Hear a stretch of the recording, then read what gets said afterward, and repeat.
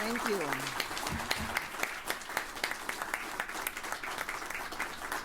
Thank you, Secretary Favila, for your kind introduction.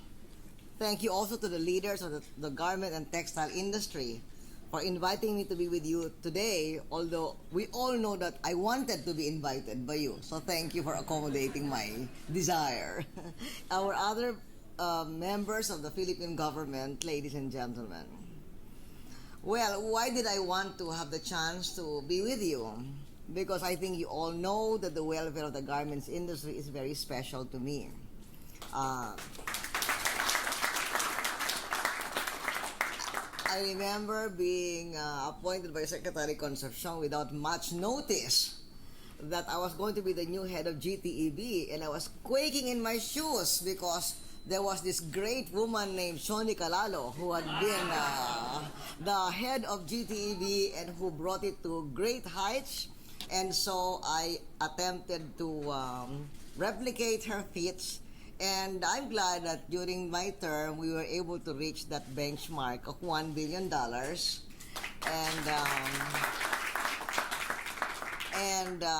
So the industry became the largest net dollar earner for the country. But today I'm seeing Mr. Tan of Luwentai, and I was thinking that the industry has gone through so many changes.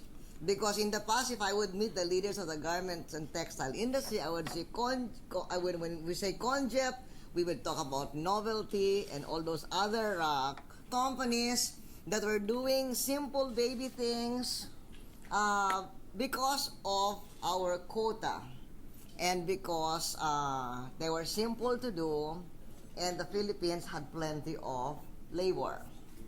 But things changed very much after my term. For one thing, China received the most favored nation status from the United States. And I heard about that news when I was a senator, and I said, oh, there goes our market for baby wear.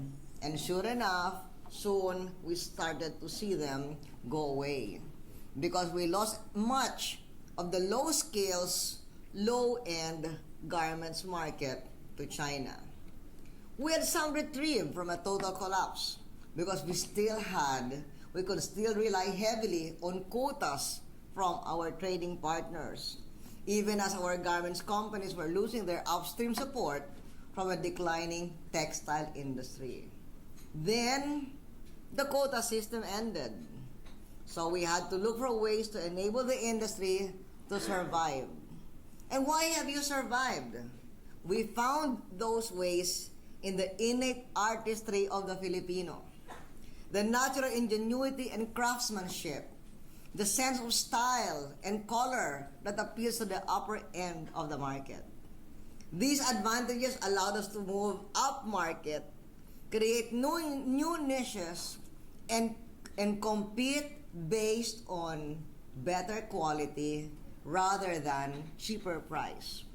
While we may have lost ground in the mass market, Filipino designers and Filipino manufacturers and even Philippine manufacturing of foreign names are making a name for themselves on the world stage with the good designs and the finely worked garments.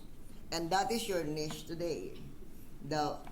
No longer the low-skilled, low-priced garments, but rather the higher-skilled, better-priced, and better quality garments.